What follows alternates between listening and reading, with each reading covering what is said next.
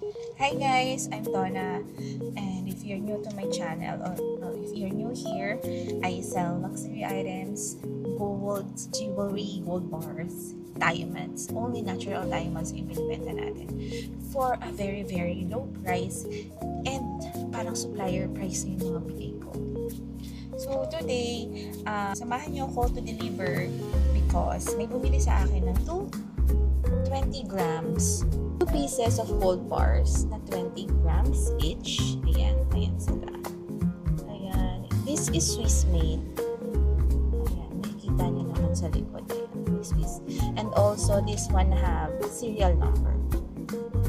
Actually, guys, if you're into gold, isa sa pinakamagandang investment tong gold bars. Kasi, collectible item siya. At the same time, matatago mo siya. It's not loud. Wala ka ng making charge na babayaran for this. Babayaran mo lang talaga is yung raw metal. Unlike for jewelry kasi may babayaran ka pang making charge doon.